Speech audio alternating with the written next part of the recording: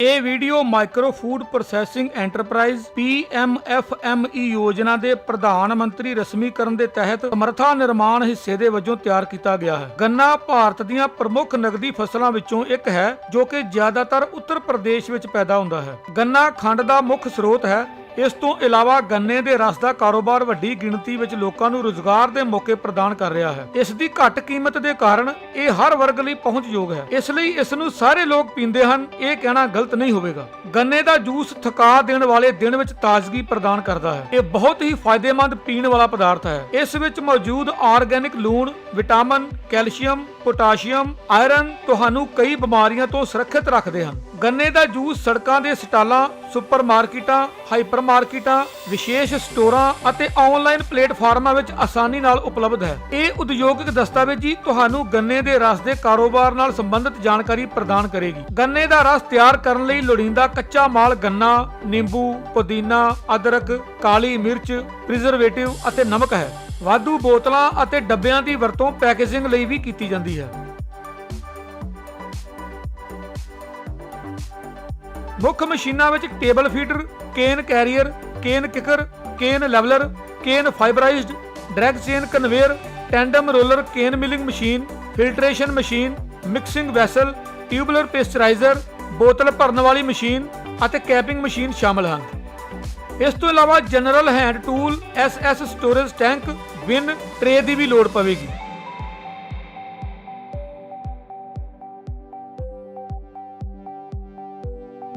ਗੰਨੇ ਦਾ ਰਸ ਤਿਆਰ ਕਰਨ ਲਈ ਸਭ ਤੋਂ ਪਹਿਲਾਂ ਢੁਕਵੇਂ ਵਿਕਰੇਤਾਵਾਂ ਤੋਂ ਗੰਨਾ ਤਿਆਰ ਕੀਤਾ ਜਾਂਦਾ ਹੈ। ਉਤਪਾਦਨ ਦੀਆਂ ਲੋੜਾਂ ਅਨੁਸਾਰ ਇਸ ਨੂੰ ਕੱਚੇ ਮਾਲ ਦੇ ਗੋਦਾਮ ਵਿੱਚ ਸਟੋਰ ਕੀਤਾ ਜਾਂਦਾ ਹੈ ਜਾਂ ਟਰੱਕਾਂ ਜਾਂ ਟਰਾਲੀਆਂ ਦੁਆਰਾ ਸਿੱਧੇ ਲੋਡਿੰਗ ਸੈਕਸ਼ਨ ਵਿੱਚ ਉਤਾਰਿਆ ਜਾਂਦਾ ਹੈ। ਗੰਨਾ ਟੇਬਲ ਫੀਡਰ ਉੱਤੇ ਲੱਦਿਆ ਹੋਇਆ ਹੈ। ਟੇਬਲ ਫੀਡਰ ਗੰਨੇ ਨੂੰ ਸਹੀ ਮਾਤਰਾ ਵਿੱਚ ਗੰਨਾ ਕੈਰੀਅਰ ਨੂੰ ਭੋਜਨ ਦਿੰਦਾ ਹੈ, ਜੋ ਇਸ ਗੰਨੇ ਨੂੰ ਫਾਈਬਰਾਈਜ਼ਡ ਗੰਨੇ ਵਿੱਚ ਲੈ ਜਾਂਦਾ ਹੈ। ਰੇਸ਼ੇਦਾਰ ਗੰਨੇ ਨੂੰ ਖੁਆਉਣ ਤੋਂ ਪਹਿਲਾਂ ਗੰਨੇ ਦੇ ਸਹੀ ਆਕਾਰ ਨੂੰ ਯਕੀਨੀ ਬਣਾਉਣ ਲਈ ਗੰਨੇ ਦੇ ਕੈਰੀਅਰ ਦੇ ਨਾਲ ਗੰਨੇ ਦੇ ਕਿੱਕਰ ਲਗਾਏ ਜਾਂਦੇ ਹਨ। ਸਹੀ ਆਕਾਰ ਦੇਣ ਤੋਂ ਬਾਅਦ ਗੰਨਾ ਕੈਰੀਅਰ ਗੰਨੇ ਨੂੰ ਲੈਵਲਰ ਨੂੰ ਸਪਲਾਈ ਕਰਦਾ ਹੈ, ਜੋ ਗੰਨੇ ਨੂੰ ਰੇਸ਼ੇਦਾਰ ਗੰਨੇ ਨੂੰ ਖੁਆਉਣ ਤੋਂ ਪਹਿਲਾਂ ਇਸ ਨੂੰ ਸਮਤਲ ਅਤੇ ਇਕਸਾਰ ਕਰਦਾ ਹੈ।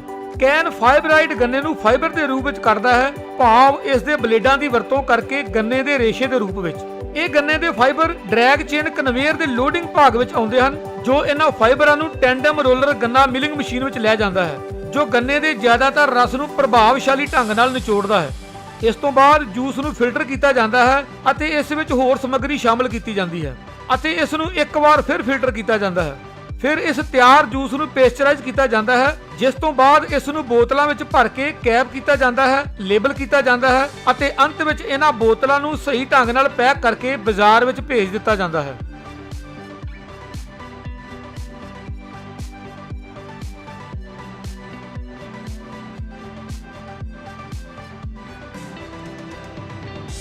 ਗੰਨਾ ਅਤੇ ਹੋਰ ਕੱਚਾ ਮਾਲ ਵਿਕਰੇਤਾਵਾਂ ਤੋਂ ਖਰੀਦਿਆ ਜਾਂਦਾ ਹੈ ਅਤੇ ਜਾਂ ਤਾਂ ਗੋਦਾਮਾਂ ਵਿੱਚ ਸਟੋਰ ਕੀਤਾ ਜਾਂਦਾ ਹੈ ਜਾਂ ਟਰੱਕਾਂ ਦੀ ਮਦਦ ਨਾਲ ਲੋਡਿੰਗ ਸੈਕਸ਼ਨ ਵਿੱਚ ਉਤਾਰਿਆ ਜਾਂਦਾ ਹੈ, ਜੋ ਕਿ ਗੰਨੇ ਦੀ ਢੋਆ-ਢੁਆਈ ਲਈ ਗੰਨੇ ਦੀ ਢੁਕਵੀਂ ਗੁਣਵੱਤਾ ਪ੍ਰਦਾਨ ਕਰਦਾ ਹੈ। ਇੱਥੋਂ ਗੰਨਾ ਰੇਸ਼ੇਦਾਰ ਗੰਨੇ ਨੂੰ ਜਾਂਦਾ ਹੈ। ਰੇਸ਼ੇਦਾਰ ਗੰਨੇ ਨੂੰ ਖੁਆਉਣ ਤੋਂ ਪਹਿਲਾਂ ਗੰਨੇ ਨੂੰ ਸਹੀ ਸ਼ਕਲ ਦਿੱਤੀ ਜਾਂਦੀ ਹੈ।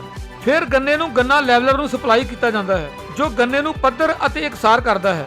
ਗੰਨੇ ਦੇ ਰੇਸ਼ੇਦਾਰ ਇਸ ਦੇ ਬਲੇਡਾਂ ਦੀ ਵਰਤੋਂ ਕਰਕੇ ਗੰਨੇ ਦੇ ਰੇਸ਼ਿਆਂ ਦੇ ਰੂਪ ਵਿੱਚ ਗੰਨੇ ਨੂੰ ਕੱਟਦਾ ਹੈ। ਗੰਨੇ ਦੇ ਫਾਈਬਰ ਡਰੈਗ ਚੇਨ ਕਨਵੇਅਰ ਦੇ ਲੋਡਿੰਗ ਭਾਗ ਵਿੱਚ ਆਉਂਦੇ ਹਨ, ਜੋ ਇਹਨਾਂ ਫਾਈਬਰਾਂ ਨੂੰ ਟੈਂਡਮ ਰੋਲਰ ਗੰਨਾ ਮਿਲਿੰਗ ਮਸ਼ੀਨ ਵਿੱਚ ਲੈ ਜਾਂਦਾ ਹੈ, ਜਿੱਥੇ ਜ਼ਿਆਦਾਤਰ ਗੰਨੇ ਦਾ ਰਸ ਨਿਚੋੜਿਆ ਜਾਂਦਾ ਹੈ। ਫਿਰ ਜੂਸ ਨੂੰ ਫਿਲਟਰ ਕਰਨ ਤੋਂ ਬਾਅਦ ਇਸ ਵਿੱਚ ਹੋਰ ਸਮੱਗਰੀ ਸ਼ਾਮਲ ਕੀਤੀ ਜਾਂਦੀ ਹੈ ਅਤੇ ਦੁਬਾਰਾ ਫਿਲਟਰ ਕੀਤੀ ਜਾਂਦੀ ਹੈ। ਹੁਣ ਤਿਆਰ ਜੂਸ ਨੂੰ ਪੇਸਚਰਾਈਜ਼ ਕਰਕੇ ਬੋਤਲਾਂ ਵਿੱਚ ਭਰ ਕੇ ਕੈਪ ਕੀਤਾ ਜਾਂਦਾ ਹੈ ਅਤੇ ਲੇਬਲਿੰਗ ਕੀਤੀ ਜਾਂਦੀ ਹੈ। ਪੈਕਿੰਗ ਕਰਨ ਤੋਂ ਬਾਅਦ ਇਸ ਨੂੰ ਬਾਜ਼ਾਰ ਵਿੱਚ ਭੇਜ ਦਿੱਤਾ ਜਾਂਦਾ ਹੈ। ਸ਼ੁਰੂਆਤੀ ਪੜਾਅ ਤੇ ਇਸ ਕਾਰੋਬਾਰ ਦੀ ਉਤਪਾਦਨ ਸਮਰੱਥਾ ਲਗਭਗ 150 ਲੀਟਰ ਪ੍ਰਤੀ ਘੰਟਾ ਹੈ।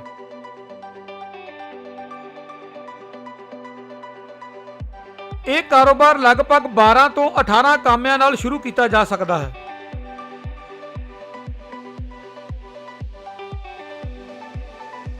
ਇਸ ਕਾਰੋਬਾਰ ਲਈ ਤੁਹਾਨੂੰ ਲਗਭਗ 35 ਤੋਂ 38 ਲੱਖ ਦਾ ਨਿਵੇਸ਼ ਕਰਨਾ ਪਵੇਗਾ ਅਤੇ ਇਹ ਕਾਰੋਬਾਰ 18 ਤੋਂ 24% ਦਾ ਮੁਨਾਫਾ ਕਮਾ ਸਕਦਾ ਹੈ।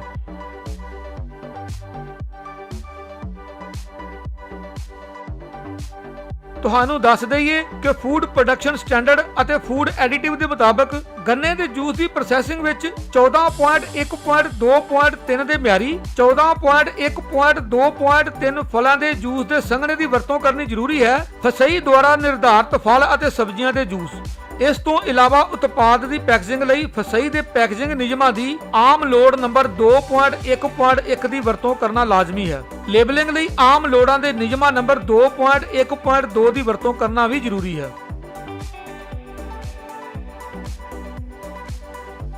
ਸਵੈ ਨਿਰਭਰ ਭਾਰਤ ਮੁਹਿੰਮ ਤਹਿਤ ਪ੍ਰਧਾਨ ਮੰਤਰੀ micro food industry upgradation scheme PMFME scheme ਦੀਆਂ ਵਿਸ਼ੇਸ਼ਤਾਵਾਂ ਹਨ।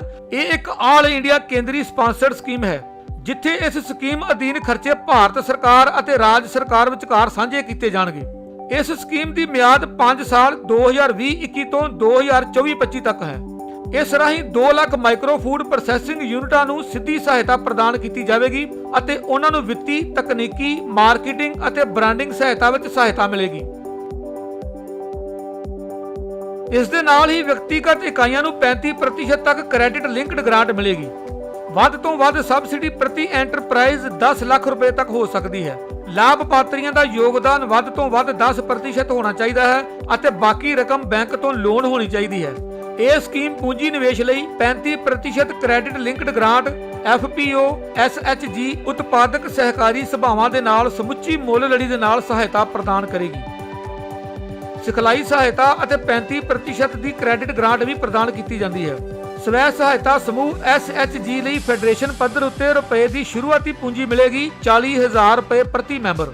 ਇਸ ਸਕੀਮ ਦੇ ਤਹਿਤ ਇੱਕ ਸਾਂਝੀ ਪ੍ਰੋਸੈਸਿੰਗ ਸਹੂਲਤ, ਪ੍ਰਯੋਗਸ਼ਾਲਾ, incubation centre, warehouse, cold storage ਆਦਿ ਨੂੰ ਆਮ ਬੁਨਿਆਦੀ ਢਾਂਚੇ ਲਈ 35% ਕ੍ਰੈਡਿਟ ਲਿੰਕਡ ਗ੍ਰਾਂਟ ਮਿਲੇਗੀ।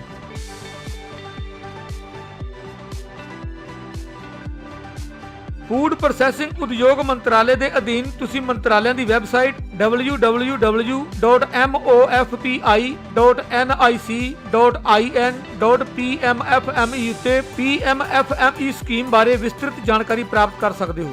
PMFME ਸਕੀਮ ਅਤੇ ਆਪਰੇਸ਼ਨ ਗ੍ਰੀਨਜ਼ ਬਾਰੇ ਜਾਣਕਾਰੀ ਪ੍ਰਾਪਤ ਕਰਨ ਲਈ ਤੁਸੀਂ 013022811089 ਉੱਤੇ ਸੰਪਰਕ ਕਰ ਸਕਦੇ ਹੋ। ਤੁਸੀਂ NIFTEM ਵੈਬਸਾਈਟ ਉੱਤੇ PMFME ਲਿੰਕਡ ਉੱਤੇ ਫੂਡ ਪ੍ਰੋਸੈਸਿੰਗ ਉਦਯੋਗ ਬਾਰੇ ਜਾਣਕਾਰੀ ਅਤੇ ਵੀਡੀਓ ਪ੍ਰਾਪਤ ਕਰ ਸਕਦੇ ਹੋ। ਧੰਨਵਾਦ।